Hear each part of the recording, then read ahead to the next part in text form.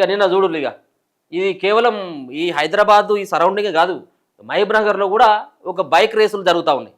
మహబూబ్ నగర్లో జరిగినటువంటి ఈ బైక్ రేసులలో కారులో ఉన్నటువంటి పాపం 5 చచ్చిపోయారు, 4 చచ్చిపోయారు. 5 ప్రాణాలు తీసిన రేసు.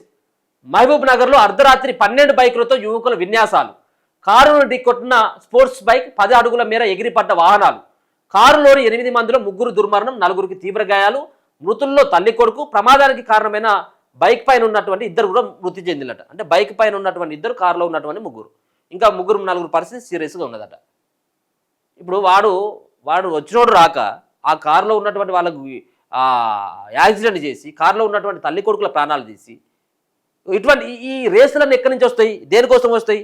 ఈ ఆలోచన, రేస్ అన్నటువంటి ఆలోచన ఎందుకు వస్తుంది? వాడు గాంజా కొట్టో లేకపోతే వాడు తాయో తందాలను నాడు, దాని తర్వాత ఇటువంటి ఆలోచనలు వస్తూ ఉంటాయి. తాగిన తర్వాతనే వస్తాయి కదా. ఇక పాపం ఇది బైకర్ అట, వీళ్ళిద్దరు, బైకర్ యాకూబ్, బైకర్ ఓవైజీ అట.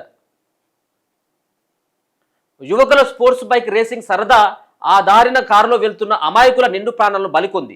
కారును మితిమీరిన వేగంతో ఓ స్పోర్ట్స్ బైక్ ఢీకొట్టడంతో ఆ వాహనంలో ప్రయాణిస్తున్న వారిలో 2 చిన్నారులు సహా 3 దుర్మరణం పాలయ్యారు. ప్రమాదానికి కారణమైన స్పోర్ట్స్ బైక్ పై ఉన్న 2 ప్రాణాలు వదిలారు.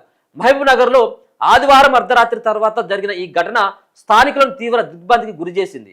పట్టణంలోని ఫ్రేమ్ నగర్, మార్లు ప్రాంతానికి చెందినటువంటి 2 కుటుంబాలకు చెందిన 8 మంది ఆదివారం రాత్రి బైపాస్ రోడ్డులో ఉన్న యూబీ గార్డెన్లో జరిగిన ఓ శుభకార్యానికి కారులో వెళ్లారు. వేడుక అనంతరం అక్కడి నుంచి వారంతా అదే కారులో రాత్రి 12:30 వరకు నిమిషాలకి వాళ్ళు తిరుగు ప్రయాణం వెళ్ళట. సో అరగంట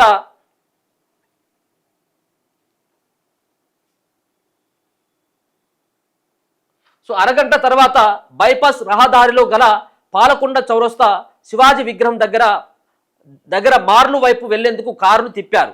అదే సమయంలో భూత్పూర్ రహదారి నుంచి హైదరాబాద్ వైపు వెళ్తున్న 12 రేసింగ్ బైకులు పెద్ద శబ్దం చేస్తూ దూసుకొచ్చాయి. వీటిలో ఓ స్పోర్ట్స్ బైకు రోడ్డు క్రాస్ చేస్తున్న కారు వెనుక డోర్ను దాదాపు 180 కిలోమీటర్ల వేగంతో ఢీకొట్టిందట. ఈ ఘటనలో 2 వాహనాలు కూడా 10 అడుగుల మేర ఎగిరిపడ్డాయి.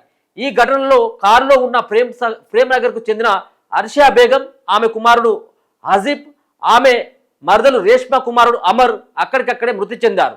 ఆర్షియా తల్లి గౌసియా కూతురు రేష్మా కుమారుడైనటువంటి ఇమ్రానుద్దీన్, వారి బంధువుల కుమారుడు జహీద్కు తీవ్ర గాయాలయ్యాయి. కారు నడుపుతున్న అర్షియా బేగం భర్త నసీద్ ప్రమాదం నుంచి సురక్షితంగా బయటపడ్డాడు. కళ్ళెదుటే భార్య అర్షియా, కుమారుడు ఆఫీస్ చనిపోవడంతో గుండెల అవిసేలా రోధించాడు. ఈ ప్రమాదంలో స్పోర్ట్స్ బైక్ పై ఉన్న హైదరాబాద్కు చెందినటువంటి ఓవైజీ, అఫ్జల్ యాకూబ్ అక్కడికక్కడే మృతి చెందారు. మహబూబ్ నగర్ రూరల్ జడ్చర్ల పోలీసులు ఘటనా స్థలానికి చేరుకొని మృతదేహాలను స్థానిక జనరల్ ఆసుపత్రిలో మార్చిలోకి తరలించారు.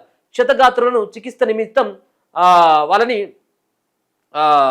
హైదరాబాద్కు తరలించినట్టుగా తెలుస్తూ ఉన్నది. సో కళ్ళ ముంగట్టే కొడుకు చచ్చిపోయాడు, పాపం భార్య చచ్చిపోయింది. చేయనటువంటి తప్పుకి ఆ కుటుంబంలో 3 చనిపోయారు. చేసినటువంటి దుర్మార్గులు ఎవరంటే ఆ దుర్మార్గులు 2 కూడా చచ్చిపోయారు, వాళ్ళు కూడా చచ్చిపోయారు. అంటే ఏ రకంగా అంటే మనం మంచిగా పోయినప్పుడు కూడా ఎదుటివాడు కూడా మంచిగా రావాలి కదా.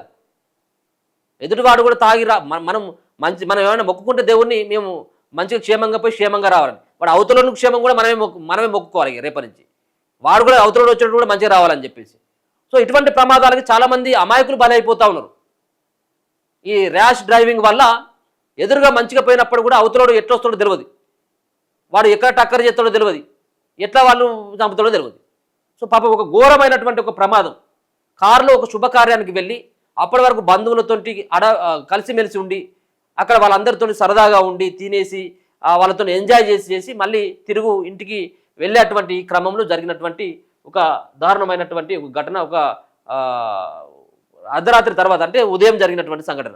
పాపం 2 చిన్నపిల్లలు చూడు ఎట్లా ఉన్నారో.